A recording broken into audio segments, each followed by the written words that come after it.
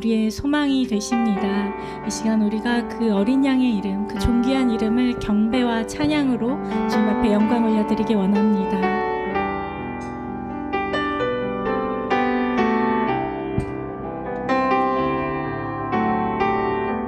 약할 때 강함 되시는 주님,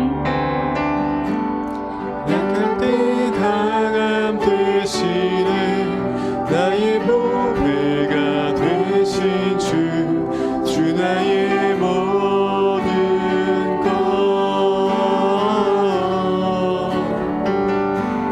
주 안에 있는 보물을 나는 포기할 수 없네. 주 나의 모든 우리의 약함을 주님 앞에 고백합니다. 약할 때 강함 되시네 나의 보배가 되신 주 나의 모든 것.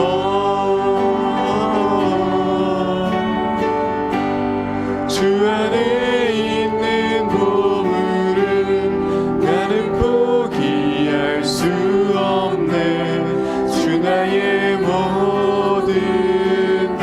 그 어린 양의 이름을 찬양하며 경배합시다.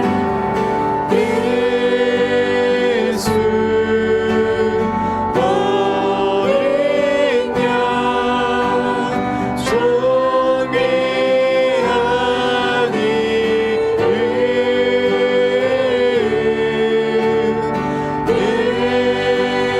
예수 어린 양 존귀한 이름. 십자가 죄사하셨네. 십자가 죄사하셨네.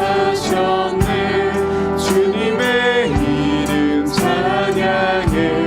주 나의 모든 것.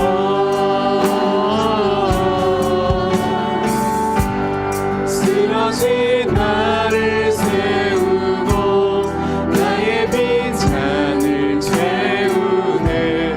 주 나의 모든. 우리 믿음으로 고백합시다. 십자가 죄사하셨네. 십자가 죄사하셨네. 주님의 이름 찬양해. 주 나의 모든 것.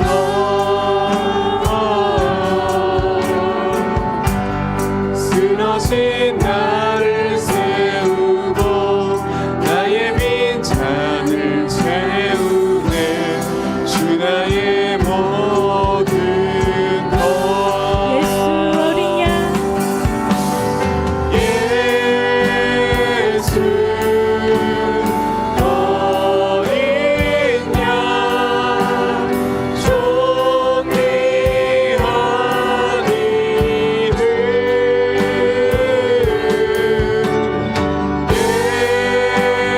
예수 어린 양 존귀한 이름. 우리 한 번 더 고백할까요? 십자가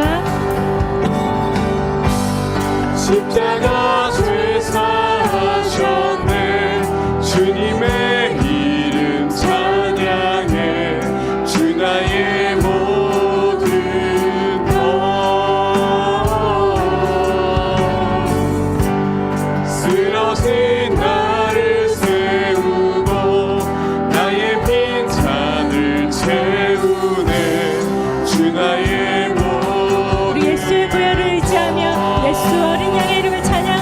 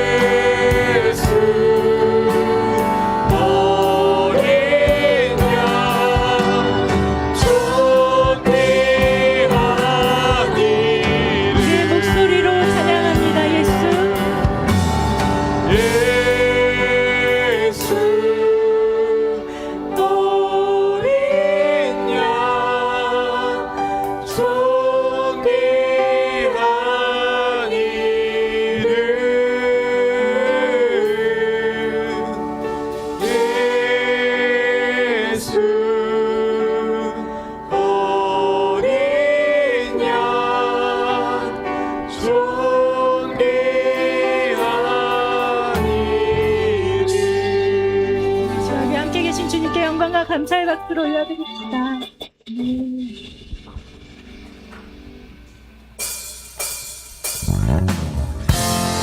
네, 우리 주님 다시 오시는 우리의 소망이 되시는 주님이십니다. 이 시간 우리 천국 소망을 바라보시면서 함께 기쁘게 찬양합시다.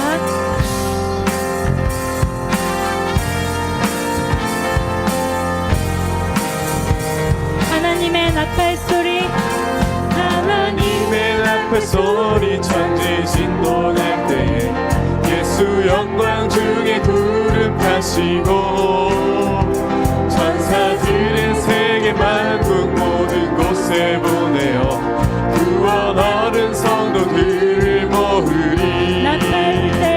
나팔 불 때 나의 이름, 나팔 불 때 나의 이름, 나팔 불 때 나의 이름, 부를 때에 잔치 참여하겠네.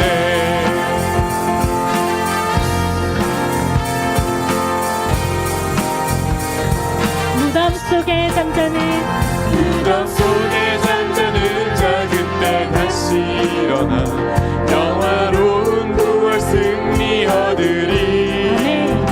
주가 택한 모든 성도 구름 타고 올라가 공중에서 주의 얼굴 배우리. 나팔 불 때 나의 이름, 나팔 불 때 나의 이름, 나팔 불 때 나의 이름, 부를 때 잔치 참여하겠네. 주님 다시 오신 날을 우리 알 수 없으니 항상 기도하고 깨어 있어서 기쁨으로 보좌 앞에 우리 나가서도록 그때까지 우리 한 번 더 고백할까요? 3절로 함께 찬양합시다. 주님 다시 오신 날을 우리 알 수 없으니 항상 기도하고 깨어 있어서 기쁨으로 보좌 앞에 우리 나가서도록 그때까지 참고 기다리겠네. 나팔 불 때 나의 이름, 나팔 불 때 나의 이름, 나팔 불 때 나의 이름, 부를 때 잔치 참여하겠네. 나팔 불 때 나의 이름, 나팔 불 때 나의 이름, 나팔 불 때 나의 이름, 부를 때 잔치 참여하겠네.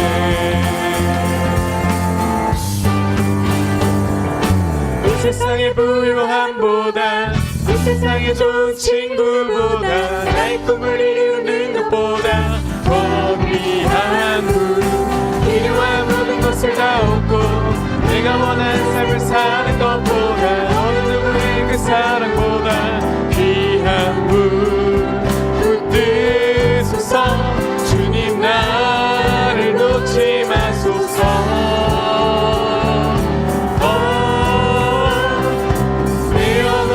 주시고 내게 생명 주신 주님 주의 사랑 너무 커 나의 맘 들려줄게. 주님만 영원히 사랑해 나의 사랑 멈추지 않으니 주님만 영원히 사랑해 나의 사랑 멈추지 않으니.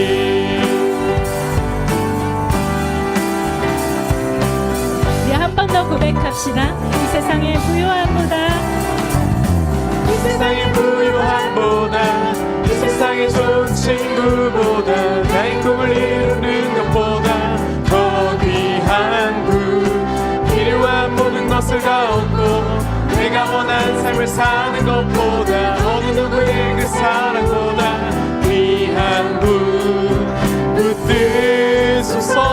주님 나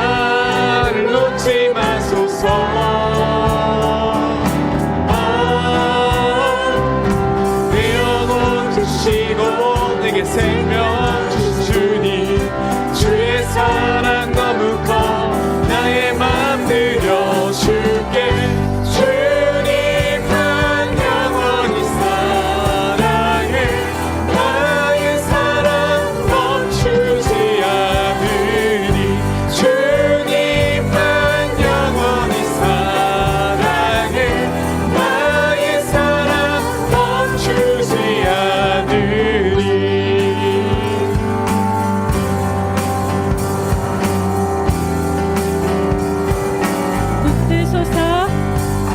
붙드소서. 주님 나를 놓지 마소서. 붙드소서. 주님 나를 놓지 마소서. 우리 간절하게 주님께 간구하며 찬양합시다. 붙드소서.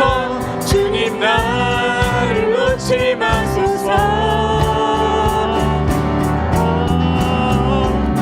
붙드소서. 주님 나를 놓지 마소서.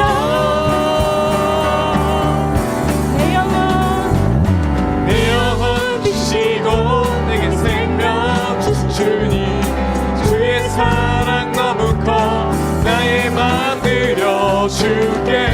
주님만 영원히 사랑해. 나의 사랑 멈추지 않으리. 주님만 영원히 사랑해. 나의 사랑 마지막으로 멈추지 주님만 않으리.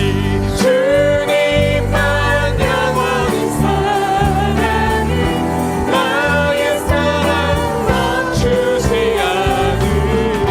주님만 영원히 사랑해. 나의 사랑 멈추지 않으리.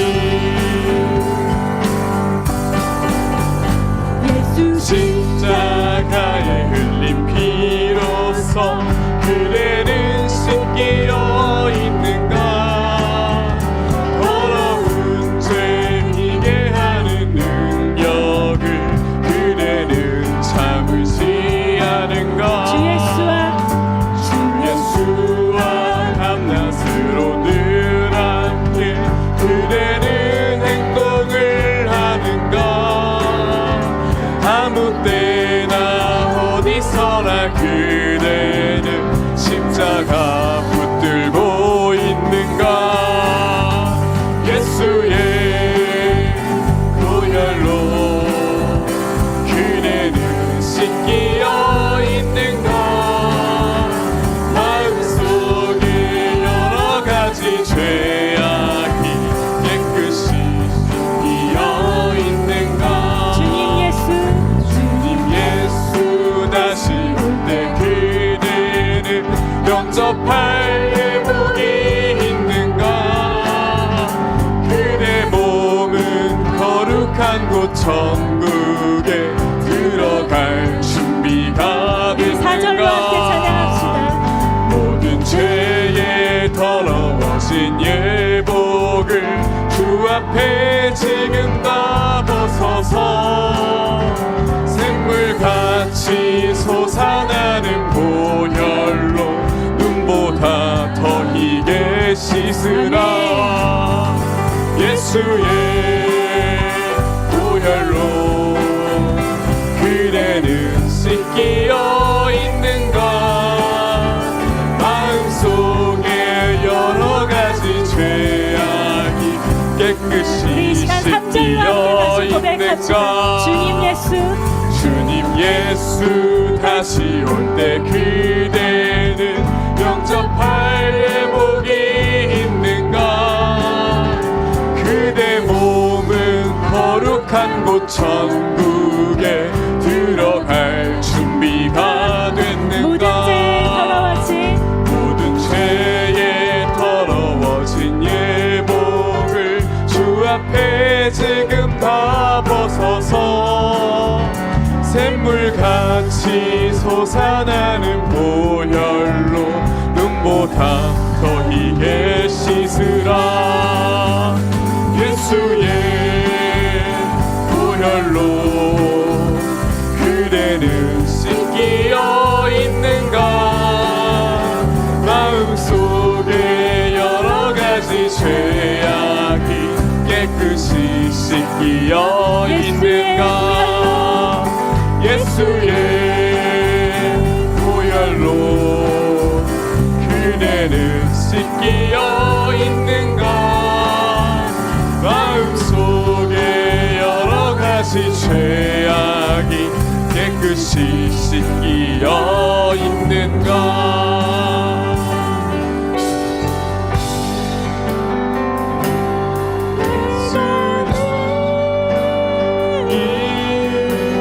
십자가 앞에 더 가까이 가오니 그새 주의 흘린 보배 피로써 나를 정케 하소서. 우리 한 번 더 고백합시다. 내가 매일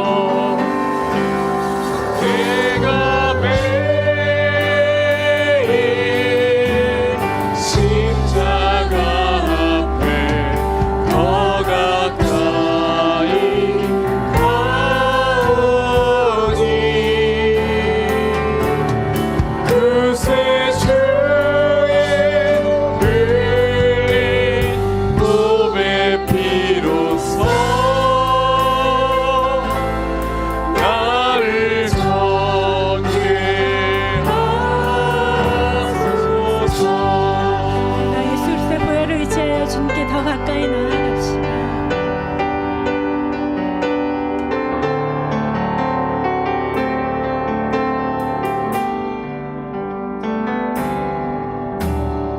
내 마음에 주를 향한 사랑이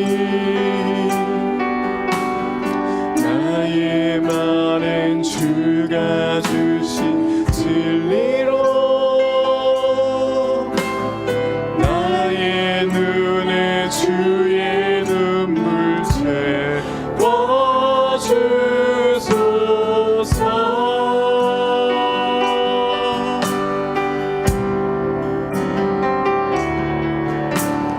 내 입술에 찬양의 향기가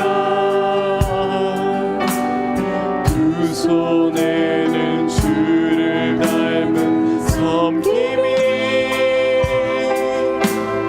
나의 삶의 주의 흔적 나게 하소서. 주님이 우리를 순결한 교회로 순결한 신부로 부르셨습니다.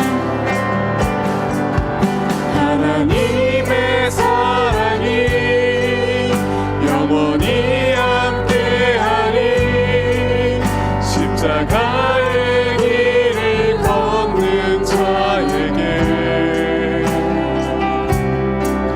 순교자의 삶을 사는 이에게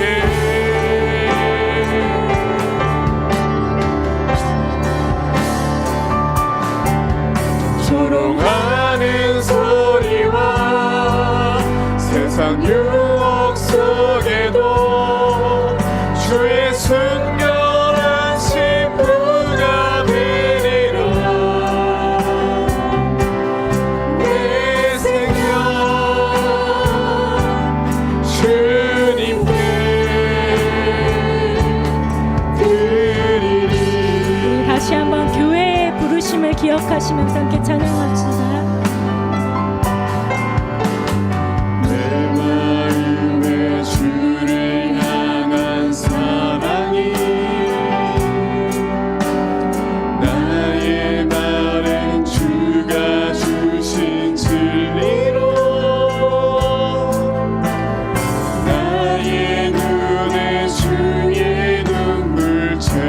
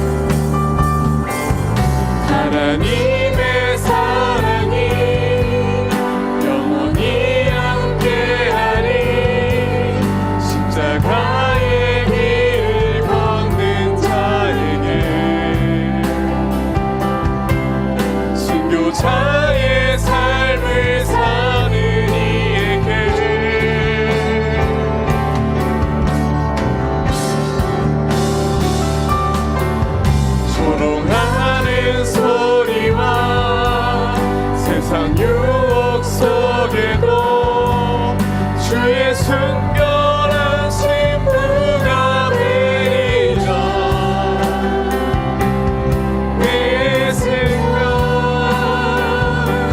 주님께 드리리. 우리 마지막으로 하나님의 사랑을 강구하며 함께 찬양합시다. 하나님의 사랑이 영원히 함께하니 십자가의 길을 걷는 자에게 순교자의 삶을 사는 이에게 우리의 순결한 마음과 삶을 드립니다. 조롱하는 소리와 세상 유혹 속에도 주의 순결한 신부가 되리라. 내 생각 주님께 드리리.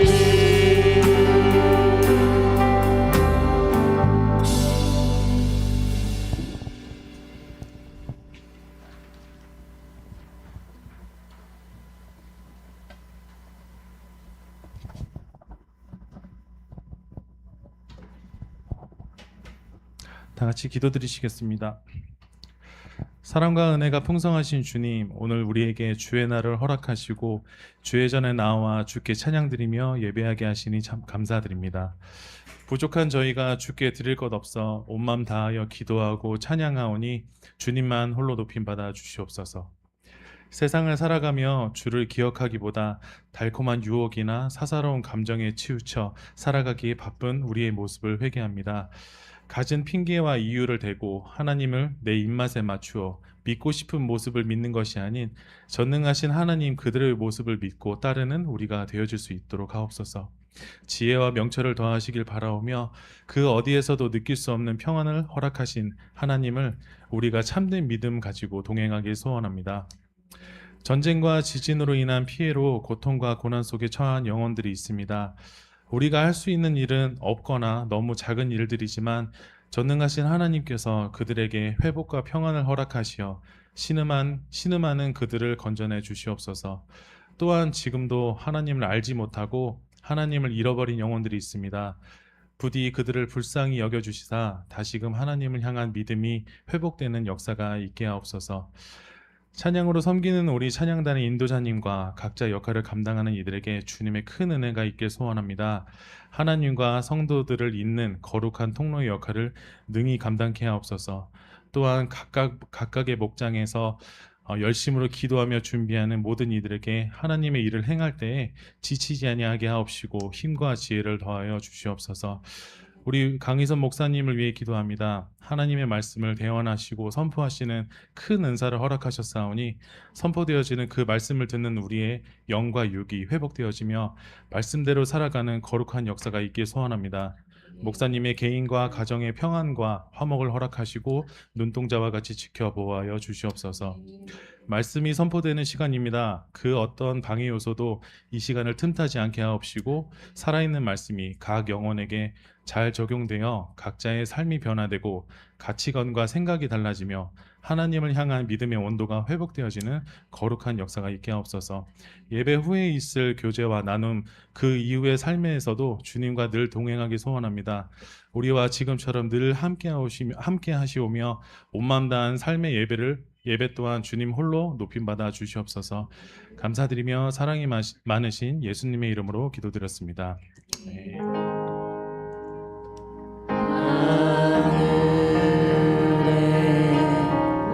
계신 아버지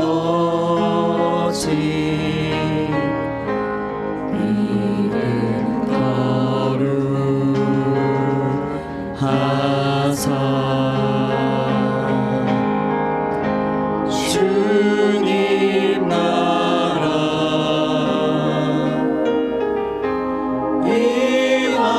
임하시고 뜻이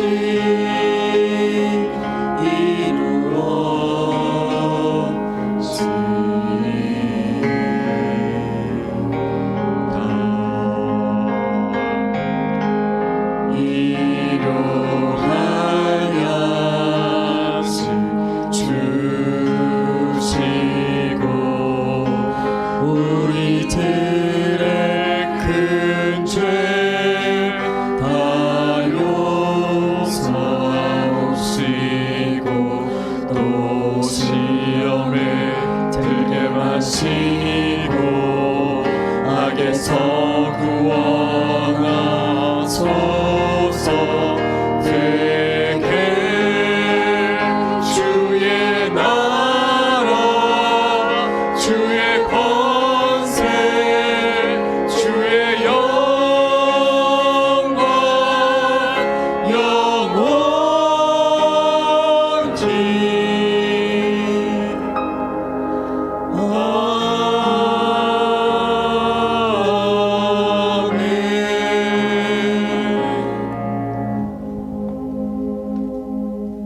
아멘. 우리 전우저 인사하시겠습니다. 샬롬.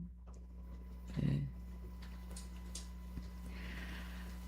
말씀 보겠습니다. 마태복음 22장 1절부터 3절 그리고 14절입니다. 마태복음 22장 1절부터 3절 14절입니다. 읽겠습니다. 시작.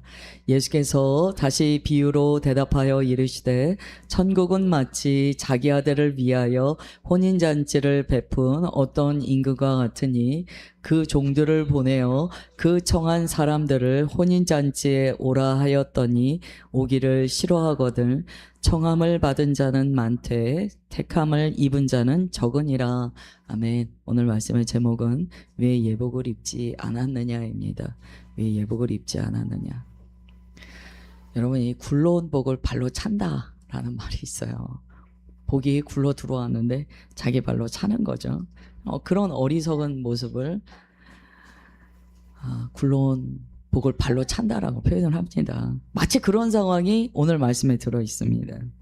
마태복음 22장 1절부터 14절까지는요, 사람들이 어떻게 굴러온 복을 발로 차는가, 그게 나와 있어요. 주님께서는 천국을 어떻게 가르쳐 주시냐면 아들을 위하여 혼인잔치를 베푼 임금의 이야기로 가르쳐 주세요. 이 모든 요소가 복합적으로 천국을 이야기합니다. 아들과 혼인잔치와 아버지, 그리고 그곳에 온 모든 하객들, 이것을 복합적으로 우리는 천국이다라고 깨닫게 됩니다. 임금이라는 것은요, 그 나라의 가장 높은 자예요. 여러분, 살면서 임금의 초대를 받는 것이 얼마나 영광스러운 일입니까? 여기 뭐 대통령의 초대를 받아서 무슨 뭐 식사 자리라도 한번 가져보신 분이 있으신지 모르겠어요. 세상에서도 무슨 대통령과 같은 그런 공직자의 초대만 받아도 굉장히 뭐 기뻐하시잖아요. 지금 임금의 초대를 받았다는 거예요. 온 세계를 지은 그 나라의 절대적인 권력을 가지고 있는 임금의 초대를 받았습니다. 그런데 참 신기하게요, 그 임금의 초대를 받았는데 사람들의 반응이 너무 특이한 거예요. 이해가 안 되는 반응들이 있습니다. 영광스러운 초대를 받았는데 어떤 사람들이요, 싫어요 라고 얘기한다는 거예요. 3절에 보면 분명히 그들이요, 나 싫어요, 안 가요, 이렇게 이야기한다는 거예요. 이게 너무 이상하잖아요. 전도해 보신 분들은 이 사실을 이해를 하실 거예요. 참 그분 성품이 좋아요, 사람 좋아요, 사교적이에요, 어디 모임에 참석하는 거 그렇게 좋아합니다. 그런데 전도하잖아요, 싫다는 거예요. 어디든지 다 참석하는 걸 그렇게 좋아하시는 분이요, 전도하고 교회 가자 그러면 싫다는 거예요. 냉랭합니다. 아니, 이분이 나를 대할 때 그렇게 냉랭한 표정을 지은 적이 없는데 복음을 전하면 얼굴이 싹 바뀌어요. 싫다는 거예요. 여러분, 세상은 복음을 거절합니다. 우리가 이 거절의 본질이 무엇인지 알아야 돼요. 로마서 8장 7절 읽겠습니다. 시작. 육신의 생각은 하나님과 원수가 되나니 이는 하나님의 법에 굴복하지 아니할 뿐 아니라 할 수도 없음이라. 아멘. 로마서는요, 왜 우리가 주님의 말씀을 이렇게 냉랭하게 거절하는가, 두 가지의 이유가 있다라고 해요. 하나는요, 육신의 생각 때문에 굴복하지 않는다는 거야. 나 하나님 말씀에 굴복하지 않을 거야. 사실 이게 믿지 않는 자들만의 문제가 아닙니다. 교회 안에서도 있어요. 하나님의 말씀이 선포돼도요, 딱 버팁니다. 나 안 따를 거야. 이 육신의 생각에 사로잡혀 있는 거야. 이걸 이제 육신적인 그리스도인, 말이 안 맞지만 어쨌든 육신적인 그리스도인이라고 해요. 혹은 혼적인 그리스도인이라고 합니다. 그러면 생각이요, 육신의 소욕에 사로잡혀 있기 때문에 하나님의 말씀을 들을 때 딱 튕겨냅니다. 내가 하고 싶으면 하고 하기 싫으면 안 하는 거지. 무슨 하나님이 나보고 이런 거 하라고 명령하시는 거야? 안 해. 라고 이야기해요. 그런 일이 벌어져요. 또 두 번째는 무슨 이유가 있는가? 할 수도 없습니다. 다시 말해서 자기 안에 능력도 없다는 거야. 여러분, 우리가 육신에 딱 사로잡히잖아요. 능력이 없다는 걸 알게 돼요. 무능력하다는 걸 알게 돼요. 아무리 내가 주님의 말씀에 순종하려고 해도 안 된다는 걸 알게 돼요. 그걸 우리는 흔히 연약하다라고 이야기합니다. 그러나 성경을 읽다 보면 그 연약함이 어디로부터 출발되었는가를 우리가 깨닫게 돼요. 하나님의 말씀의 법에 순종하지 못하는 그 무능력의 상태는요, 결국에는 하지 않음으로부터 계속 그 상태가 깊어졌다는 거예요. 교회 안에서도 이런 일이 있는데 세상 사람들은 어떻겠습니까? 복음을 전할 때 그냥 어린 양처럼 네, 제가 그렇게 하겠습니다 라고 하는 사람이 있겠습니까? 하지 않을 뿐더러 할 수도 없는 무능력의 상태이기 때문에요, 복음을 한 번 전했는데 받아들이지 않는다고 우리가 낙심할 이유가 없는 거예요. 그게 당연하다는 것을 우리가 알아야 돼요. 그래서 우리가 전도하기 전에 기도합니다. 그의 육신의 생각이 끊어지게 하옵소서. 주님의 복음이 들리올 때 그의 마음을 부드럽게 하사 주의 말씀이 심기어지는 역사를 베풀어 주옵소서. 많이 기도합니다. 기도하지 않고 말로만 전도하는 것은 참 어리석은 거예요. 정말 전도하는 영혼을 사랑하는 마음이 있다면 먼저 기도를 해야겠죠. 성경은요, 이런 일들이 교회 안에도 있다라고 가르쳐줘요. 고린도전서 2장 14절 읽겠습니다. 시작. 육에 속한 사람은 하나님의 성령의 일들을 받지 아니하나니 이는 그것들이 그들에게 어리석게 보이며 또 그는 그것들을 할 수도 없나니 그러한 일은 영적으로 분별되기 때문이라. 아멘. 똑같은 이야기인데 조금 어조를 다르게 해서 단어를 바꿔서 말씀하시는 거예요. 육에 속한 사람은요, 성령의 일을 받을 수가 없다는 거예요. 왜냐면 어리석게 보이기 때문에 거부한다는 거예요. 거절한다는 거예요. 아유, 저런 어리석은 일들을 나보고 하라고. 아유, 저 사람들은 어리석어. 자기 스스로 똑똑하다고 생각하면서 딱 거절합니다. 또 할 수도 없다는 거예요. 육신에 사로잡혀 있으면 성령 하나님의 이끄심을요, 따르질 못한다는 거예요. 이런 일들이 교회 안에도 있습니다. 그래서 우리가 교회를 다니면서요, 내가 혼에 묶여 있지 않은가, 정말 성령을 따라 사는 자인가를 늘 분별받아야 돼요. 내가 육신의 소욕에 묶여 있지 않은가, 이걸 늘 분별받아야 돼요. 이 복음을 거절하는 것, 주님의 음성을 따르지 못하는 것은요, 뭐 이해력이 딸려서 머리가 나빠서 아니에요. 그게 아니에요. 육신에 사로잡혀 있기 때문이에요. 그런데 오늘 말씀은요, 그것을 넘어서 정말 하나님의 거룩한 초대를 받은 자들 안에서 세상과 동일한 일들이 얼마나 어처구니 없이 벌어지는가를 보여주세요. 요한복음은요, 하나님의 백성에게 하나님의 아들이 오셨는데 그들이 어떻게 반응했는가가 이렇게 나와 있습니다. 요한복음 1장 9절부터 11절 읽겠습니다. 시작. 참빛 곧 세상에 와서 각 사람에게 비추는 빛이 있었나니 그가 세상에 계셨으며 세상은 그로 말미암아 지은 바 되었으되 세상은 그를 알지 못하였고 자기 땅에 오매 자기 백성이 영접하지 아니하였으나. 아멘. 여기 보면 자기 땅에 자기 백성 이렇게 쓰여 있습니다. 마치 세를 주고 간 포도원의 주인이 아들을 보낸 것과 똑같죠. 그 포도원 주인이 누굽니까? 하나님이신 거예요. 하나님께서 하나님의 땅에 하나님의 아들을 보내셨어요. 그러면 그 포도원에 있는 사람들은 다 누구입니까? 하나님의 사람들이에요. 그런데 영접하지 않고 아들을 죽이더라는 거예요. 자기 땅에 왔는데 자기 백성이 영접하지 않았다. 그게 우리들의 모습이라는 거예요. 이스라엘 안에 이런 모습이 있었다는 것은 결국 교회 안에도 이런 모습이 있다는 거예요. 하나님의 백성이라고 말은 하는데 실질적으로 하나님을 기쁨으로 영접하지 않는 자들이 있다는 거예요. 이 모순을 우리가 어떻게 해석해야 되는가? 오늘 말씀은요, 그 모순을 좀 해석할 수 있도록 도와주세요.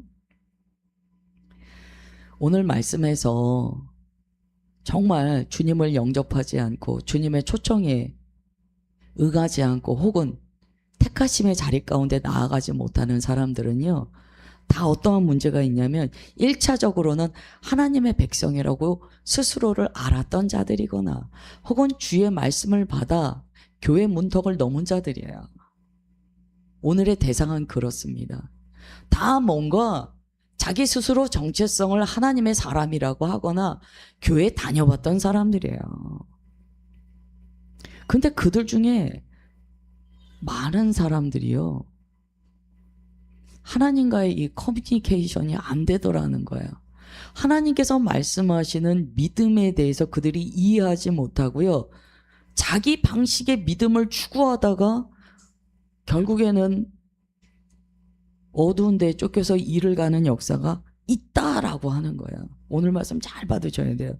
오늘 말씀은요, 우리가 지난주에 보았던 두 아들 비유와 또한 포도원 그 농부의 비유와 이렇게 연결되는 내용입니다.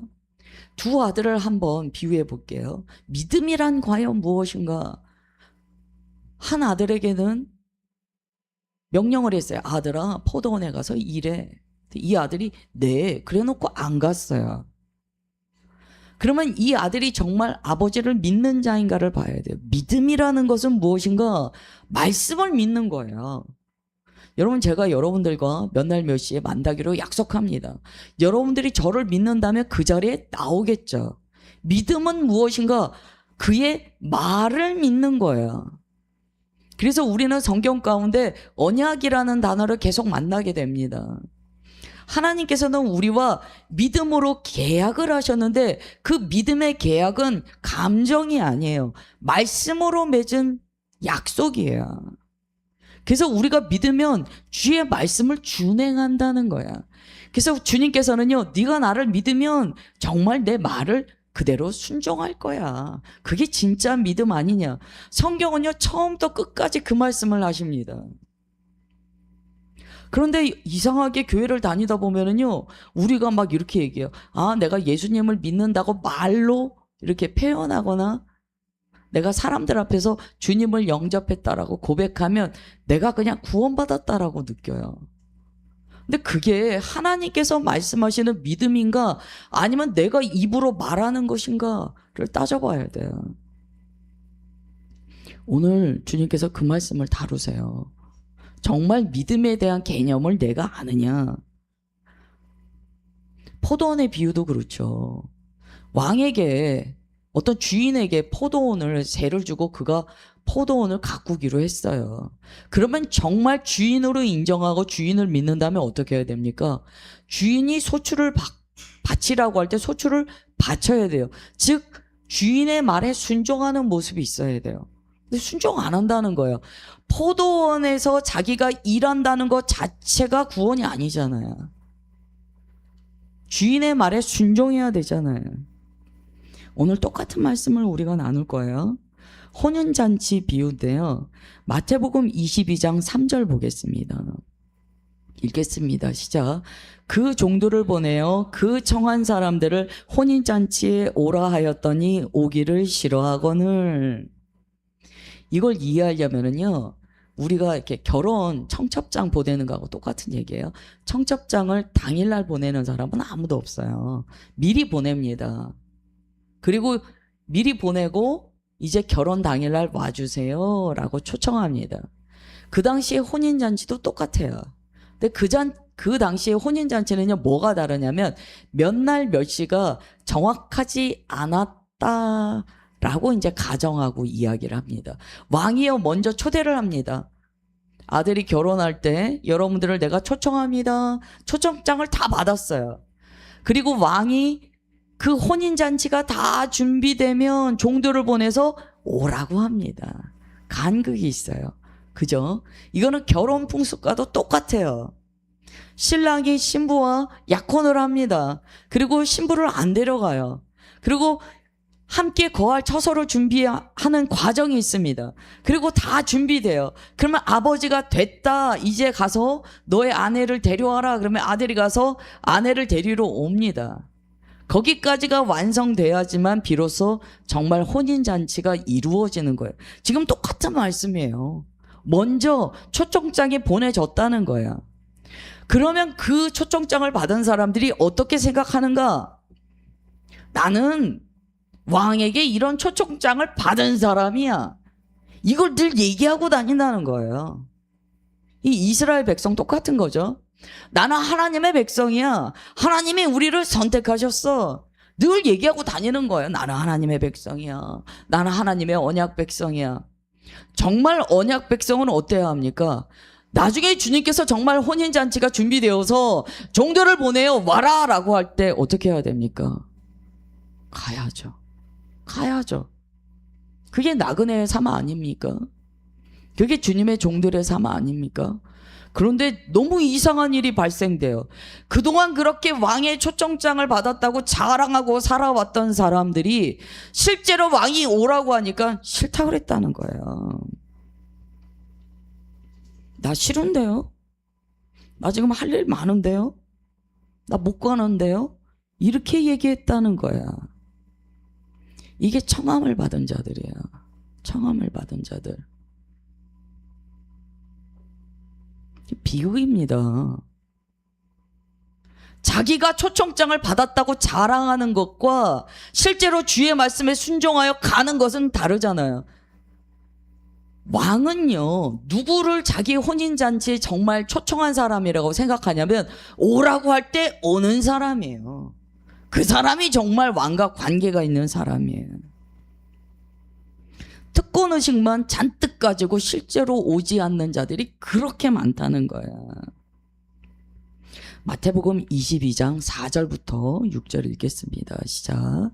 다시 다른 종들을 보내어 이르되 청한 사람들에게 이르기를 내가 오찬을 준비하되 나의 소와 살찐 짐승을 잡고 모든 것을 갖추었으니 혼인잔치에 오소서 하라 하였더니 그들이 돌아보지도 않고 한 사람은 자기 밭으로 한 사람은 자기 사업하러 가고 그 남은 자들은 종들을 잡아 모욕하고 죽이니. 이거는 이제 두 번째 초청에 관한 말씀을 합니다. 첫 번째 초청은 구약의 유대인을 가리킨다라고 많이 해석을 해요. 두 번째 다른 종들은 누구겠습니까? 신약이죠, 신약. 신약의 복음을 받은 자들이라고 볼 수 있어요. 다른 종들을 보내었어요. 그리고 너희들 초청장 받았으니까 이제 와라. 그런데 좀 더 자세히 설명해 줍니다. 너희들에게 초청장을 보내고 이제 혼인잔치가 준비되었어. 왕이 이야기합니다. 그동안 다 준비해놨어.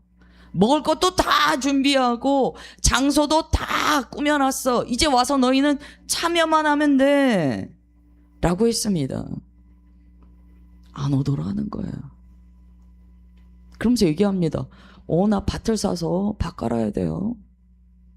나 요즘에 사업이 바빠요. 나 요즘에 직장이 바빠요. 나 결혼한다고 바빠요. 안 오더라는 거예요. 심지어 그 메시지를 전하는 사람을 모욕하고 죽이더라는 거예요. 여기에 은혜의 개념이 들어있습니다. 왕의 혼인잔치에 갈 때요, 내가 하는 일이 있습니까? 초청장도 왕이 보내셨어요.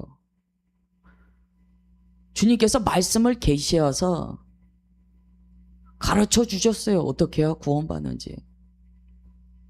심지어 잔치의 준비도 왕이 다 하셨어요. 아무것도 안 했어요. 이걸 우리는 은혜라고 합니다. 우리가 구원받는데 자기 무슨 공로가 필요합니까? 업적이 필요합니까? 아니에요. 왕이 다 준비한다는 거예요. 우리가 할 것은 그 말씀에 응하여 움직이면 되는 거야. 그 청함받은 초대에 응하여 오라 하실 때 가면 되는 거예요. 말씀에 순종하면 되는 거예요. 구원은 나의 능력이 아니에요. 주님의 은혜예요. 조금 더 자세히 보면은요, 청함받은 자들의 반응이 세 가지로 나와요. 첫 번째, 돌아보지도 않더라. 5절에 나오죠. 그들이 돌아보지도 않더라. 이게 뭐냐면은요, 무관심이에요. 무감각이에요. 구원 받는 것만 관심이 있고요, 하나님께서 내게 무엇라 명령하시는가는 아예 관심이 없어요. 일방적인 구원론을 펼치는 분들이 있어요. 그건 자기 확신이죠. 일방적으로 자기 안에서는 나는 초청받았어, 맨날 그 얘기만 하는 거예요. 그런데 정작 주님께서 그에게 말씀하실 때요, 무관심하다는 거예요. 무슨 소리야, 나 저런 거에 관심 없어. 나 관심 없어. 두 번째는요, 자기 밭으로 자기 사업하러, 이게 뭐냐면 자기 일생만 중요한 거예요. 자기 육신으로 살아있는 이 육신의 삶, 요것만 딱 중요한 거야. 하나님이 나한테 뭐라고 말씀하셔도 그게 뭐가 중요해? 내 인생이 중요하지. 그래서 안 오더라는 거예요. 여기 안 찔리시는 분이 어디 있습니까? 다 찔리죠. 우리가 저렇게 신앙생활 하지 않습니까? 그리고 세 번째 사람은요, 그런 주의 말씀이 선포되면은요, 막 화내고 도리어 모욕하고 죽이기까지 하는 자들까지 있다는 거예요. 여러분, 우리가 세 번째 단계까지는 안 가더라도요, 첫 번째, 두 번째 단계는요, 우리 안에 늘상 일어나는 일일 수 있어요. 주님 무슨 말씀하셔도 안 들어요. 주님 말씀하셔도 내가 더 중요하지 무슨 주님의 말씀이 중요해. 이 얘기가 먼저 어디에 나와 있냐면 노아의 홍수 심판 때 나와 있어요. 마태복음 24장 37, 39절 읽겠습니다. 시작. 노아의 때와 같이 인자의 임함도 그러하리라. 홍수 전에 노아가 방주에 들어가던 날까지 사람들이 먹고 마시고 장가들고 시집가고 있으면서 홍수가 나서 그들을 다 멸하기까지 깨닫지 못하였으니 인자의 임함도 이와 같으리라. 아멘. 노아의 홍수 때와 똑같은 일이 예수님 오실 때 반복될 거다라고 성경에는 이미 기록해 놓으셨어요. 노아가요, 많게는 120년, 130년을 심판의 메시지를 전했습니다. 아무리 짧아도 100년이에요. 계산을 해보면.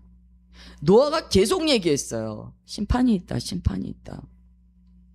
사람들이요, 무관심하더라는 거예요. 아이고, 노아라는 미친 사람이 아직도 저런 얘기 안 해. 안 들어요. 또 어떤 사람은요, 그래, 저런 날이 있을 수는 있어. 가능성은 내가 인정해. 그러나 나 바빠. 나 그런 거 대비할 시간 없어. 그런데 그 상태로 계속 어느 때까지 가는가, 심판이 코앞에 왔는데 그때까지도 모르더라는 거야. 그리고 나중에 노아의 방주 문이 닫히니까 물이 턱끝까지 차서 이제 죽음의 위협까지 놓이니까 그때 자기가 죽게 된 것을 그제서 깨닫더라는 거예요. 예수님께서 임하실 때요, 믿는 자들 안에 이 일이 있다라고 주님께서 가르쳐 주세요. 말씀은 참 불편하죠. 말씀은 정말 우리가 정직하게 묵상하고자 하면은요, 참 불편해요.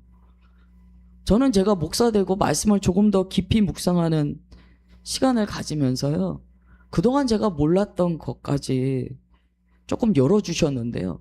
야, 말씀은 진짜 불편하구나. 제가 그걸 알았어요. 이전에 생각한 것보다 말씀은 더 많이 우리를 불편하게 해요. 내가 그동안 말씀을 얼마나 뜨문뜨문 읽어왔는가를 깨닫게 되었어요. 전철역에 광고지 나눠주면 여러분들이 그거 신경 써서 받고 막 정독을 합니까? 안 하시죠? 안 받거나 받더라도 쓰레기통에 버리거나 대충 보고 다시 거리에 던져버리거나 그러잖아요. 우리가 그런 방식으로 성경을 대한다는 거예요. 왕이요, 그런 방식으로 반응하는 자들에게 진노합니다. 마태복음 22장 7절부터 10절이에요. 읽겠습니다. 시작. 임금이 노하여 군대를 보내어 그 살인한 자들을 진멸하고 그 동네를 불사르고 이에 종들에게 이르되 혼인잔치는 준비되었으나 청한 사람들은 합당하지 아니하니 내거리 길에 가서 사람을 만나는 대로 혼인잔치에 청하여 오라 한데 종들이 길에 나가 악한 자나 선한 자나 만나는 대로 모두 데려오니 혼인잔치에 손님들이 가득한지라. 아멘. 왕이 뭐라고 이야기하냐면 청한 자들이 합당하지 않구나. 내가 저들에게 복음을 전하고 하나님의 백성 되라고 청하였는데 그들이 도무지 합당한 자들이 아니구나. 그래서 살인한 자들을 진멸하였다라고 기록되어 있어요. 이건 역사적으로 보면 예루살렘 성전이 70년에 무너진 것을 가리킨다라고 봅니다. 하나님께서 성전의 심판을 행하세요. 그래서 마지막 때에 교회에 가장 먼저 심판이 임한다고 말씀하시는 거예요. 교회 안에 청함받았다고 착각하고 자기 마음대로 사는 죄에 쩔은 그리스도인에게 가장 먼저 심판이 임한다고 주님께서는 분명히 말씀하세요. 그런데 그 역사로 말미암아 무슨 일이 일어나는가? 내거리에 나아가 닥치는 대로 사람들을 초대하는 일들이 벌어집니다. 그걸 복음의 확장이라고 그래요. 이방인에게 복음이 전달된 사건을 이야기한다라고 봅니다. 그래서요, 이방인의 사도로 부름받은 바울이요, 이렇게 이방인들에게 가르쳐 주었어요. 로마서 11장 19절부터 20절을 쉬운 성경으로 제가 읽어드릴게요. 여러분은 이렇게 말할 수도 있을 것입니다. 여기서 여러분은 이방인들이에요. 복음을 받은 이방인 여러분, 여러분들은 이렇게 깨달아야 해요. 나를 접붙이기 위해 가지들이 잘려나갔다. 이방인들을 접붙이기 위해 이스라엘 백성들이 잘려나갔구나 라는 것을 여러분은 알 것입니다. 100번 지당한 말입니다. 그 가지들이 믿지 않았기 때문에, 즉 이스라엘 사람들이 초청을 받았으나 말씀에 순종하여 합당하게 나오지 않았기 때문에 잘려 나아갔고, 반대로 여러분은 믿었기 때문에 무슨 이야기입니까? 그들이 둘째 아들과 같았다는 거예요. 그들이 실제로 주의 말씀에 반응하여 처음에는 말씀을 받지 않았으나 나중에는 받고 나왔다는 거예요. 합당한 모습이 있었다는 거예요. 그래서 여러분들이 나무의 접붙임을 받았습니다. 그러므로 자만하지 마세요. 두려워하세요. 여러분들이 오직 은혜로 복음을 받았다는 것을 아셔야 합니다. 우리들을 향한 말씀이죠. 유대인들이 잘린 그 자리에 여러분들이 지금 접붙임을 받았다는 것을 기억하십시오. 교만하지 마십시오. 100% 은혜입니다. 그 다음에 25절 보시면은요, 또 이렇게 설명해 줍니다. 형제 여러분, 나는 여러분이 스스로 똑똑하다고 생각하는 일이 없도록 하기 위해, 막 잘난 체하고 자기가 똑똑하고 자기가 뭔가 정말 뭐 복음의 지식이 있어서 구원받은 것처럼 생각하지 않도록 하기를 원합니다 라고 말하면서 이렇게 얘기해요. 비밀의 내용을 가르쳐 드립니다. 이 비밀의 내용이 무엇입니까? 당신들이 잘나서 구원받은 게 아니고 오직 은혜로 받은 복음의 내용의 비밀을 가르쳐 드립니다. 이런 이야기를 해요. 이방인의 충만한 수가 하나님께 돌아오기까지 이스라엘 중에 얼마는 완악한 채로 있게 된다는 사실입니다. 사도 바울이 이걸 이방인들에게 가르쳐 줬어요. 여러분들이 지금 복음을 받은 것은 가장 먼저 청함을 받은 자들이 주님을 믿지 않음으로 잘려나갔기 때문에 믿게 된 건데, 이제 여러분들의 충만한 수가 차면 이스라엘이 다시 주님의 온전한 믿음의 백성으로 회복되게 됩니다. 그거 잊지 마십시오. 그래서 복음의 선순함에 대한 비전을 가지라고 사도 바울이 이야기합니다. 그래서 로마서 보면은요, 무슨 얘기가 계속 나오냐면 재밌는 내용 계속 나와요. 로마서 보면 이방인들에게 이런 얘기예요. 이스라엘에게 헌금하세요. 그 내용이요 진짜 많이 나와요. 바울의 서신서 보면 계속 나와요. 이스라엘에 이런 일이 있다. 헌금해라. 그 얘기가 뭐냐면 복음의 빚진 자를 깨달으라. 너희들은 복음의 빚진 자야. 계속 가르쳐 줍니다. 그 사건이 지금 마태복음에 그대로 기록되어 있는 거예요. 먼저 초청받은 자들이 안 하니까 주님께서 복음의 그 촛대를 옮기셔서 사거리에 나가서 다 데려와 이렇게 말씀하셨다는 거예요. 그래서 우리가 주님 앞에 갔습니다. 이제 우리들 얘기해요. 우리가 그래서 주님 앞에 갔어요. 초청받은 자의 문이 넓어지게 됩니다. 다 와라, 다 와라. 수고하고 무거운 짐진 자 다 와라 이렇게 말씀하셨어요. 여기에는 어떤 차별도 없어요. 어떤 자격도 없어요. 그냥 나오면 돼요. 그가 죄인인가 아닌가 이런 거 따지지 않아요. 다 나와라. 그런데 여기서 우리가 하나를 생각해야 돼요. 이렇게 다 나오라고 하셨다면 합당하지 않은 자도 있을 거 아닙니까?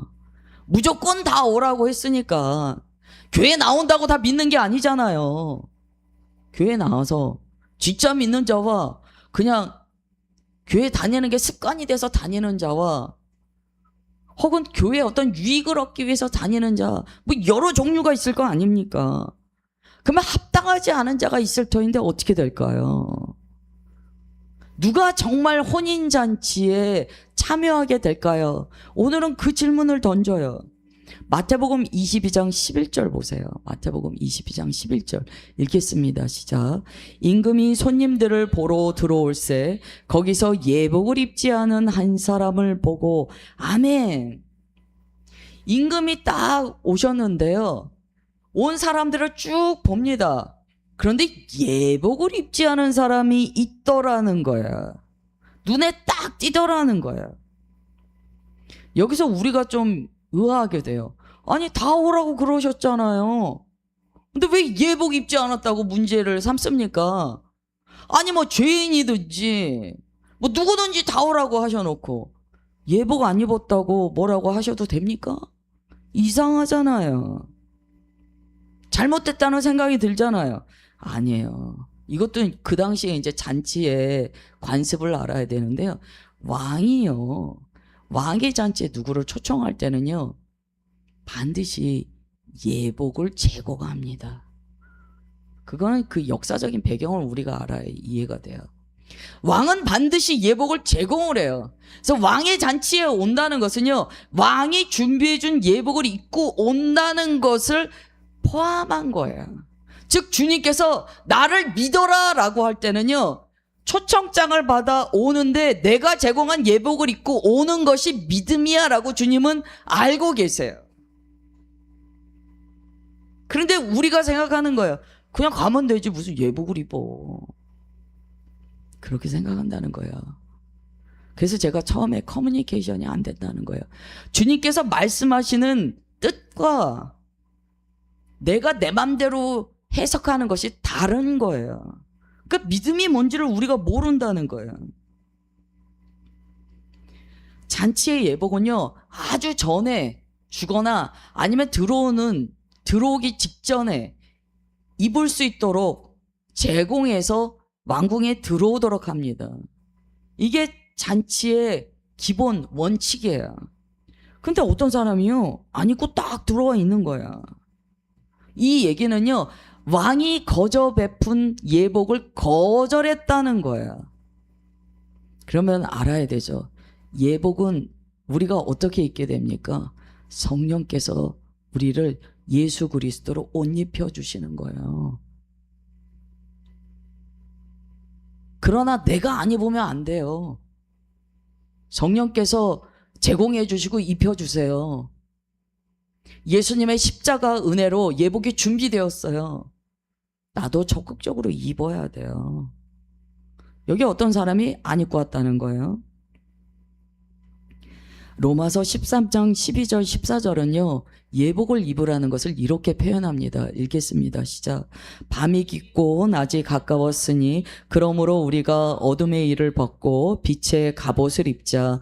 낮에와 같이 단정히 행하고 방탕하거나 술 취하지 말며 음란하거나 호색하지 말며 다투거나 시기하지 말고 오직 주 예수 그리스도로 옷 입고 정욕을 위하여 육신의 일을 도모하지 말라. 아멘. 이게 예복을 입는 거라는 거예요.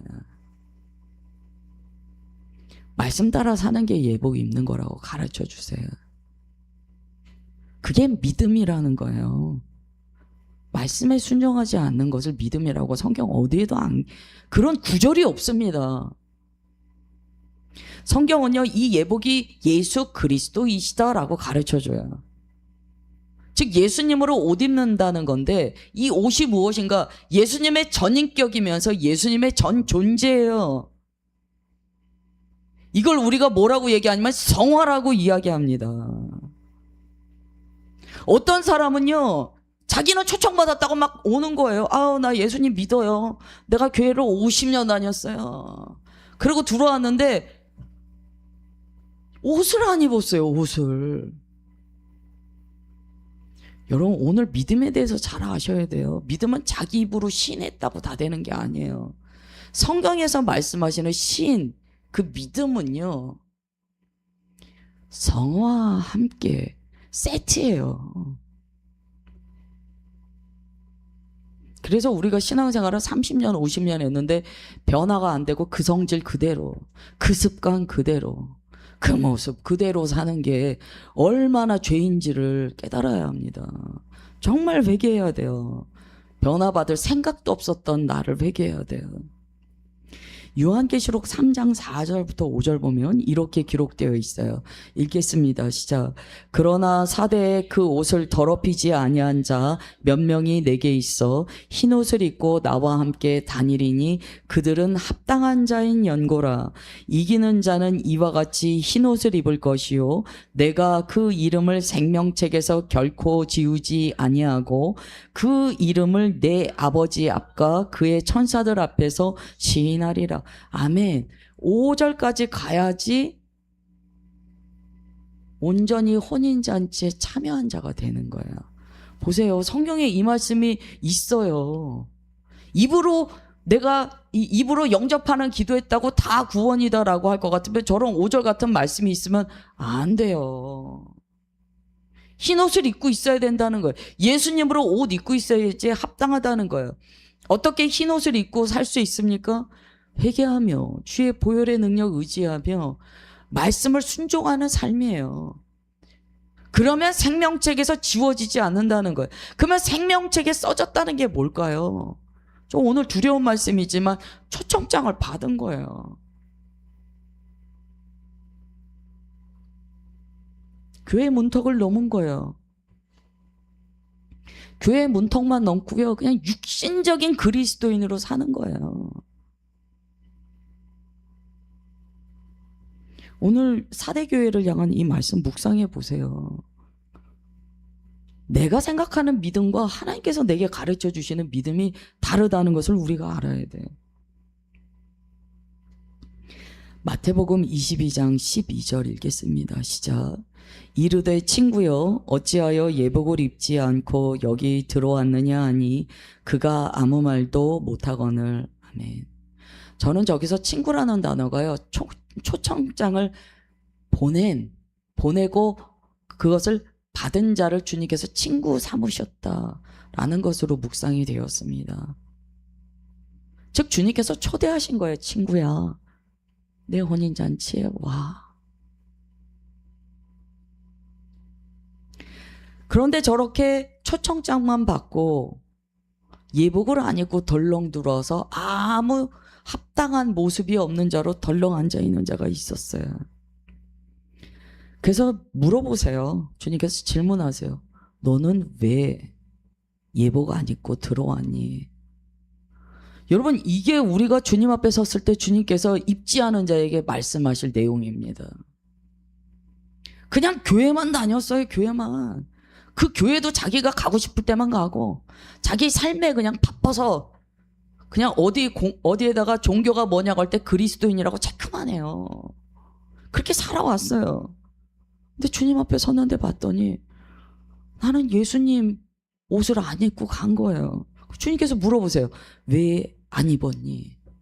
그런데 아무 말 못했다라고 기록되어 있습니다. 그게 뭐냐면 변명거리가 없더라는 거예요. 우리가 주님 앞에 섰을 때 뭘 못하게 되냐면 변명을 못하게 돼요. 핑계를 못하게 돼요. 우리가 지금 신앙생활 할 때는 변명과 핑계가 수도 없이 많습니다. 여러분 목장 모임만 해보세요. 많은 부분 자기 핑계와 자기 변명으로 일관할 때가 많아요. 우리가 자기 연민, 내가 이래서 그래요. 근데 우리가 주님 앞에 섰을 때는 변명을 못한다는 거예요. 제가 오늘도 아프게 말씀드려서 죄송한데 그냥 있는 그대로 말씀드리는 거예요. 성경에 써 있으니까. 그렇다면 하나 생각해 봐야 돼요. 이 사람이 그러면 벌거벗고 살았을까? 아니요. 자기 옷을 입고 살았다는 거예요. 그 자기 옷이 무엇입니까? 교회를 다니면서도요, 예수님으로 옷 입지 않고요, 자기 의, 나는 의로와, 그걸 주님께서 분명히 회칠한 무덤이다 하셨어요. 왜 회칠한 무덤이라고 하셨을까요? 회칠했다는 게 하얀색이라는 거거든요. 자기가 만든 흰옷을 입고 다니는 거야. 근데 그 속에는 죽은 뼈와 시체가 가득하다. 자기가 만든 흰옷 입고 속에는 죽은 뼈와 시체와 구더기가 가득한 채로 사는 자들이 있더라는 거야. 이렇게 입은 옷을 자기 의의 옷이라고 합니다. 자기 종교성의 옷이라고 합니다. 자기 도덕적 오름의 옷이라고 합니다. 자기 공로라고 합니다. 이 얘기가 이사야 64장 6절에 적혀 있어요. 읽겠습니다. 시작. 무릇 우리는 다 부정한 자 같아서 우리의 의는 다 더러운 옷 같으며 우리는 다 잎사귀 같이 시들므로 우리의 죄악이 바람같이 우리를 몰아가나이다. 아멘. 잎사귀 나오죠. 지난주에 무화과 나무 우리 나눴잖아요. 자기가 만든 옷은요, 무화과 잎으로 만든 옷이에요. 주님께서 그 옷이 더럽다. 너의 의로 만든 그 옷이 회칠한 무덤과 같으니 더럽다.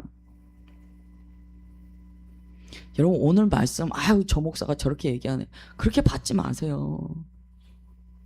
이 말씀 제가 주님께 받아 겸손한 마음으로 전달합니다. 받는 거는 여러분 몫이에요. 예수님께서 예복을 제공해 주셨는데 입고 안 입고는 본인의 책임이에요. 바리새인이 안 입더라는 거예요. 정작 의의 옷, 예수 그리스도의 옷을 바리새인들이 안 입더라는 거예요. 서기관들 안 입더라는 거예요. 사두개인들 안 입더라는 거예요. 자기 옷이 좋다고 끝까지 자기 옷을 고집하고 있더라는 거예요. 두 번째, 왜 안 입었을까요? 은혜를 가벼이 여깁니다. 여러분 우리가 은혜는 자격이 없는 자에게 선물로 주시는 것이 은혜다라는 걸 다 알고 있어요. 그러니까 우리가 대가 지불을 안 하고 공짜로 은혜를 받았다는 거예요. 근데 사람의 죄성은요 이렇게 이야기합니다. 공짜는 값없는 거야. 공짜니까 값싼 은혜야. 그걸 누가 얘기하고 있을까요? 마귀가 얘기해요. 야, 은혜가 값없이 주어졌잖아. 네가 고생할 거 없어. 그거는 주님께서 애달봐서 너한테 주신 거야. 너 아무것도 안 해도 돼. 그냥 너는 그거 받기만 하면 돼. 성경에 그렇게 적혀 있을까요? 아니에요. 은혜가 값을 지불하고 받지 않았다고 해서 우리가 값싸다라고 생각하는 오류에 자꾸 빠진다는 거예요. 여러분, 내가 아무 공로 없는데 예수님께서 나를 위하여 죽으심으로 아무 값을 치르지 않은 나에게 생명을 주셨으면 내가 값을 치르지 않았다는 것이 무가치한 것을 의미합니까? 내가 값을 치르지 않았기 때문에 그것은 무엇으로도 살 수 없는 가장 귀한 것이 되어야 돼요. 우리가 이 생각의 프로세스가 병들어 있다는 거예요. 값없이 주니까 그냥 아무렇지도 않은 거예요. 여러분, 우리가 지금 교회를 다니고 있는데요. 여러분 생각해 보세요. 교회 공동체라는 게 얼마나 귀한 건 줄 아세요? 이거 주님께서 값없이 베풀어 주시는 은혜의 공동체가 교회입니다. 그런데 우리가 이거 굉장히 값지지 않게 생각하는 경우 많아요. 그냥 교회를 쇼핑하듯이 생각하고요.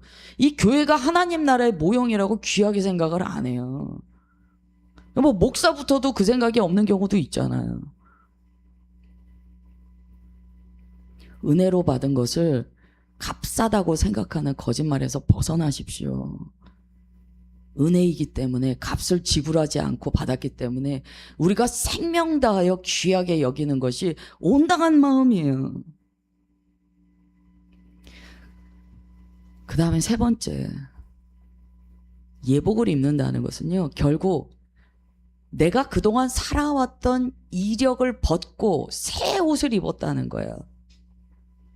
모세도요, 딸기나무 불꽃에서 하나님을 만날 때 주님께서 뭐라고 하셨냐면, 네가 선 땅은 거룩한 땅이니 네 신을 벗어라. 그 이야기는 과거의 옷을 벗고 이제 하나님께서 주시는 새 옷을 입고 일어나라, 그 뜻이었어요. 그래서 모세가요, 주님께 부름받은 이후에 보면은요, 과거의 무슨 삶, 심지어 가족에 대한 내용도 아주 간소하게 몇 내용 적혀있지 아예 안 적혀 있습니다. 완전히 새로운 정체성으로 그가 일어났다는 거예요. 새로워졌다는 거예요. 주님께서 주시는 예복을 입었다는 것은요, 이전에 살았던 삶의 이력을 버린다는 것을 의미해요. 새 사람으로 산다는 거예요. 더 이상 옛 습관으로 살지 않는다는 거예요. 그때 우리는 회개를 경험합니다. 회개. 그래서 예복을 안 입었다는 것은요, 예수님을 믿는다고 하면서 회개를 안 했다는 것을 의미해요. 여러분, 제가 여러분들에게 좀 질문할게요. 저는 예수님을 믿을 때 회개 안 했습니다. 만약에 마음으로 한번 손 들어보세요. 나는 예수님을 믿었는데 나의 죄됨에 대해서 그렇게 막 회개하고, 야, 내가 당장 사형 선고받은 죄인인데 내가 주님으로 인하여 생명을 얻었구나 라는 걸 나는 경험한 적이 없습니다.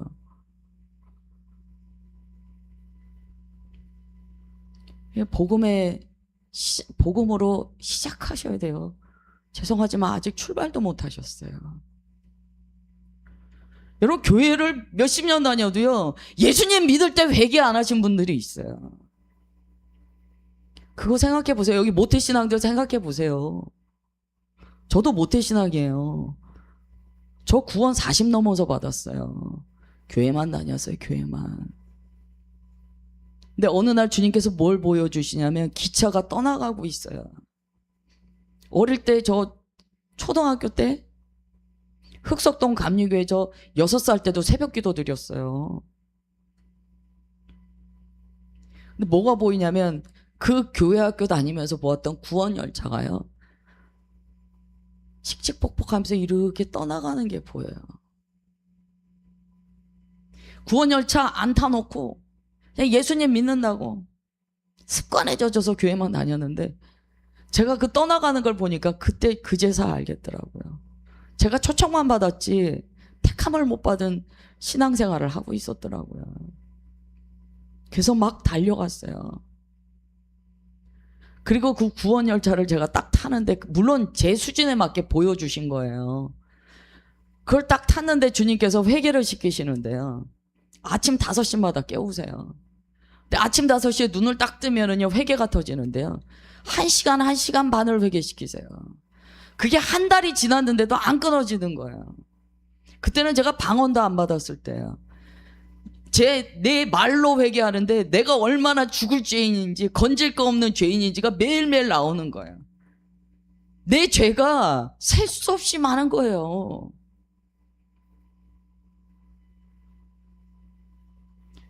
그렇게 회개를 했어요. 그리고 어느 날 주님의 구원의 은혜가 깨달아지는 거예요. 이 죄인을 주님께서 구원하여 주셨구나. 오늘 우리가 예배 전에 기도했습니다. 정말 살아있는 믿음을, 살아있는 주님과의 교제를 달라고. 우리가 구원을 임신에 많이 비유합니다. 임신한 사람은 자기가 임신한 거 알아요. 진짜 임신하면 아이를 낳아요. 상상 임신이 아니고. 구원도 같아요. 구원의 은혜를 받은 자는요, 예수님을 향한 못 견디는 그 사랑의 마음과 주님 아니면 안 되는 심령이 있습니다. 그리고 열매가 있다는 거예요. 그때 회개가 있습니다. 회개. 옛것이 지나가고 새 삶으로 일어나는 회개를 경험하게 돼요. 골로새서 3장 9절부터 10절입니다. 같이 읽겠습니다. 시작. 너희가 서로 거짓말을 하지 말라. 옛사람과 그 행위를 벗어버리고 새 사람을 입었으니 이는 자기를 창조하신 이의 형상을 따라 지식에까지 새롭게 하심을 입은 자니라. 아멘. 10절에 보면 왜 입었다라고 말씀하실까요? 지식을 알았다, 지식을 깨달았다 이렇게 안 하시잖아요. 새롭게 하심을 입었다. 주님께서 말씀하세요. 니네 서로 거짓말하지 말아라. 여러분 목장에서 나누실 때 꾸미지 마세요. 믿음 좋은 척하지 마세요. 자기의 비루함을 고백하세요. 금요일 날 예배 안 드리신 분들 금요 예배 들으세요. 제가 그 뒤에 보면 PPT 해가지고 체크하는 거 있습니다. 거짓말하지 마세요. 우리 서로 그러지 말아요. 이 공동체에서 자기의 치부가 드러나지 않으면 언제 우리가 고침받겠습니까? 중보기도 요청하세요. 나 솔직히 예수님 인격적으로 예수님 살아계신 거 나 아직 잘 모르는 것 같아요. 고백하세요. 그리고 서로 애통하게 같이 기도하세요. 하나님, 우리 목장이 정말 예수님을 만나 우리가 주 안에서 변화받기 원합니다. 정말 예복을 입은 공동체를 우리가 변화받기 원합니다. 주님, 우리 불쌍히 여기사 성령 하나님, 이 시간 우리에게 주님을 알게 하시고 주님으로 새롭게 하심을 입게 하옵소서. 같이 기도하셔야 돼요. 예복을 입지 않고 자기 옛 옷을 입거나 더러운 옷을 입고도 착각하거나 그런 일들이 허다하다라고 주님은 가르쳐 주세요. 여러분, 회개 없이 예수님 믿는다고 할 수 있습니다. 그렇지만 그 사람은요, 예복 안 입고 마당에 앉아만 있는 자예요. 그런 사람들이 하는 고백이 많이 있습니다. 예수님을 믿는다 그러는데 자세히 들어보면 무슨 얘기하냐면 예수님이라는 존재만 믿어요. 여러분 잘 아셔야 돼요. 예수님을 믿는다고 하는데 예수님이라는 존재가 있다는 건 믿어요. 그러나 말씀에 순종하지 않아요. 존재만 믿는 것, 그걸 초청만 받은 자라고 하는 거예요. 이 사람이 임금이 너 왜 예복 안 입었어? 라고 질문할 때 아무 말도 못합니다. 변명할 얘기가 없었어요. 자기가 안 입었으니까. 요한계시록 3장 17절 읽겠습니다. 시작. 내가 말하기를 나는 부자라 부요하여 부족한 것이 없다 하나 내 곤고한 것과 가련한 것과 가난한 것과 눈먼 것과 벌거벗은 것을 알지 못하는도다. 아멘. 종교적 환경이 나의 믿음이 아닙니다. 자기 자신이 어떤 상태인가를 알아야 돼요. 주님께 매달리시면서 기도하세요. 주님, 나의 상태를 보여주옵소서. 가장 위험한 자리는 교회밖에 아니에요. 초청받았다고 하나님의 뜰 안에 앉아있는 자, 그런데 예복 안 입은 사람이 제일 위험해요. 자기가 그 혼인잔치에 들어와 있는 것처럼 착각하기 때문에. 더군다나 자기가 봐요. 예복 입은 사람들을 봐요. 자기는 안 입어놓고 입은 사람들을 보니까 착각해요. 나도 입었겠지. 교회 공동체는 어떤 공동체가 되어야 하는가? 벌거벗은 자에게 벌거벗었다고 얘기해야 돼요. 이게 뭐 사담인지는 모르겠습니다만 아실 거예요. 교회 안에서 여러 가지 일을 경험했는데 한참 전이에요. 저도 경험하기 한참 전인데 어느 날 주님께서 제게 주신 마음이 있어요. 벌거벗은 임금님, 벌거벗었는데 모르는구나. 그래서 그날 제가 얘기한 적 있어요. 벌거벗은 건 다른 사람은 아는데 자기는 모르죠. 근데 문제는 아무도 얘기 안 해주더라는 거예요. 금요일 날 꼭 보세요. 거기 PPT 제가 마지막에 봤는데 벌거벗었다라고 얘기해 줄 때 자기를 싫어한다, 막 거부한다, 그러면 나중에 아무도 얘기 안 해준다는 거예요. 교회 안에서는요, 정직하게 서로 고백하고 권면할 수 있어야 됩니다. 살아야 되니까, 생명을 얻어야 되니까. 마태복음 22장 13절 14절이에요. 읽겠습니다. 시작. 임금이 사원들에게 말하되 그 손발을 묶어 바깥 어두운 데에 내던지라. 거기서 슬피 울며 이를 갈게 되리라 하니라. 청함을 받은 자는 많되 택함을 입은 자는 적으니라. 아멘. 청함을 받은 자는요, 들어왔는데 나중에 밖으로 던져진 자가 청함을 받은 자예요. 예복 안 입고 마당만 밟고 있으면 내던져진다는 거야. 오늘 성경에 있는 말씀 그대로를 나눴습니다. 더하거나 뺀 거 없어요. 그대로 나눴습니다. 사진 하나 띄워주세요. 이게 이방인의 뜰.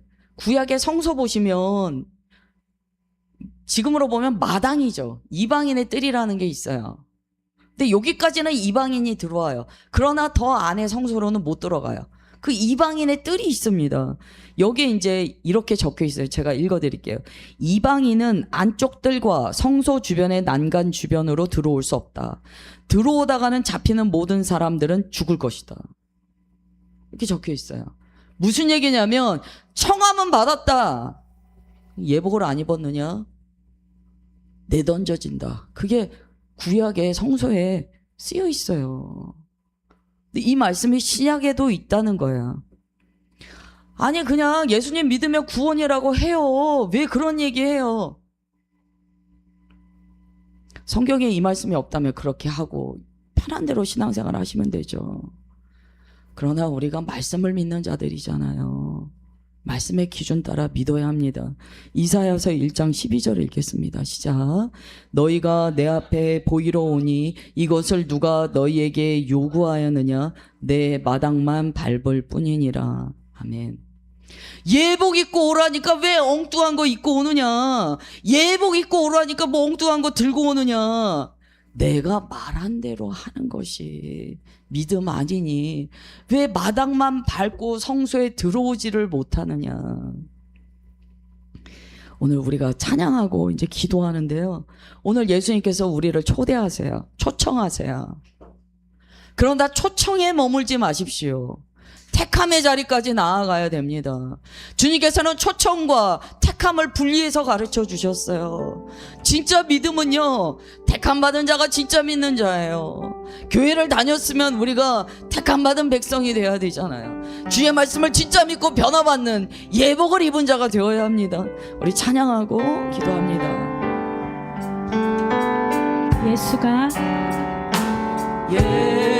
예수가 우리를 부르는 소리, 큰 성 부드러워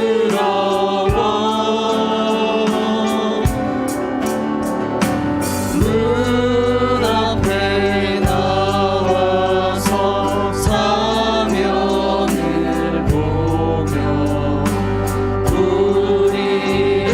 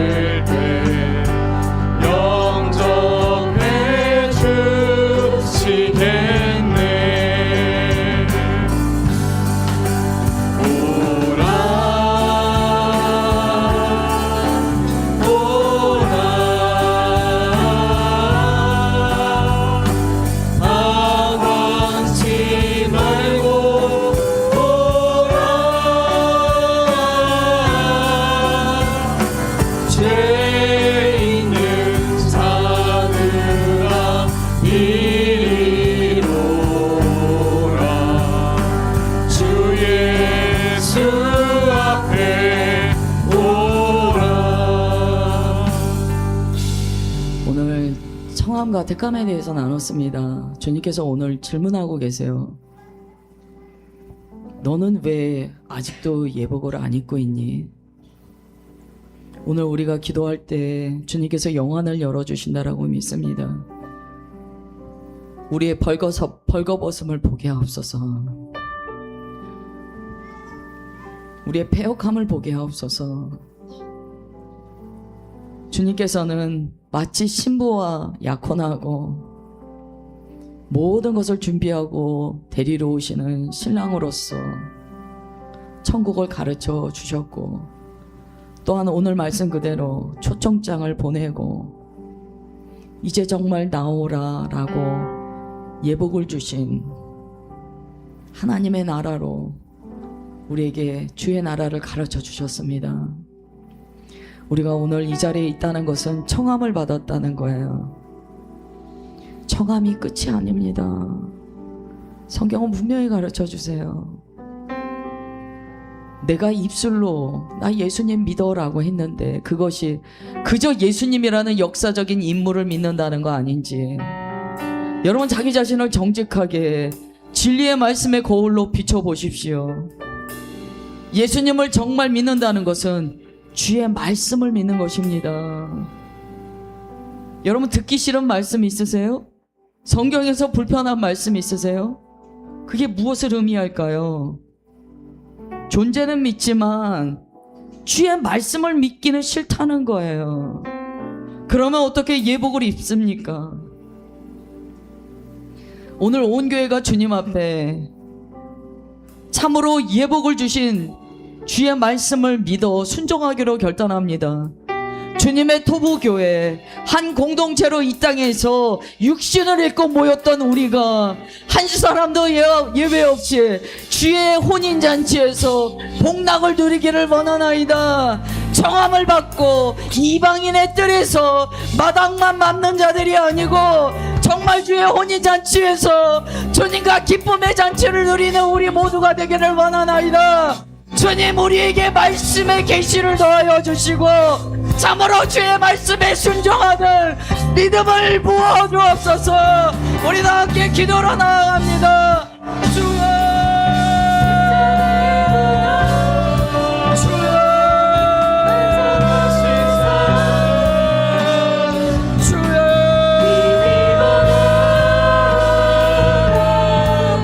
예수님의 십자가의 은혜를 받았습니다. 살아계신 주님의 거룩한 역사가 오늘도 우리는 건강하심을 감사드립니다. 하나님 우리가 청함에 만족함으로 나의 삶만 사는 자가 아니라고 고백합니다. 주님을 역사적인 인물로 아는 것이 구원이 아니요 참으로 주의 말씀을 믿어 순종하는 것이 구원이라고 믿습니다. 하나님 우리를 왜 있게 하셨는가? 하나님 우리에게 왜 주의 생명을 주셨는가? 하나님 우리가 그 은혜를 이해하지 못합니다. 그러나 주의 은혜를 받아 하나님 주의 생명으로 사는 자로 고백하오니 하나님의 시간 우리를 붙여서 하나님 택함을 입은 백성으로 나라받게 하여 주옵소서. 하나님 주님의 토목의 모든 주의 백성들이 그저 청함의 미신만 있게 하게 하시고 참으로 주의 말씀을 믿어 주의 나라에 이르는 거룩한 백성들 삼아 주옵소서. 하나님 성화의 공동체 참으로 택함을 입은 공동체 주의 말씀을 믿어 변화받는 공동체 참으로 이 땅에 주의 군사로 일어나는 공동체 하나님의 나라를 이루는 공동체로 우리가 변화받기 원하나이다.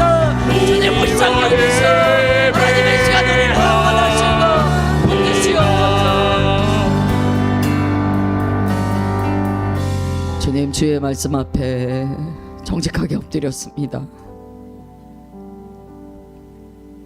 교회 다니는 게 무슨 훈장이나 되는 것처럼 주의 말씀하는 것이 무슨 대단한 경력이나 되는 것처럼 마당만 밟으며 주의 말씀에 순종하지 않았는지 오늘 돌아봅니다.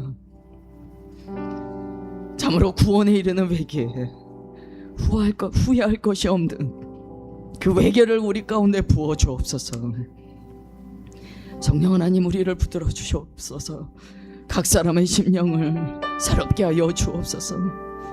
예복을 입게 하옵소서. 주님, 오늘 주신 말씀 그대로 온 교회 안에 성취하여 주심을 믿습니다. 구원에 이르는 회개를 통하여 참된 주님과 만나며 주님의 흰옷을 입어 주의 거룩한 군사로 일어나는 것을 믿습니다. 이제는 우리를 구원하신 주 예수 그리스도의 은혜와 아들을 아낌없이 내어주신 하나님 아버지의 극진하신 사랑하심과 예복을 입도록 지금도 우리와 함께 하시는 성령 하나님의 위로 교통하여 주심이 오늘 청함을 받은 자에서 택함을 받은 자리로까지 나아가 주님의 거룩한 나라의 온전한 삶을 살기로 주님 앞에 간구하며 또한 마음으로 결단한 고개 숙인 모든 주의 백성들 머리 위에 이제로부터 영원토록 함께 하시기를 축원하옵나이다.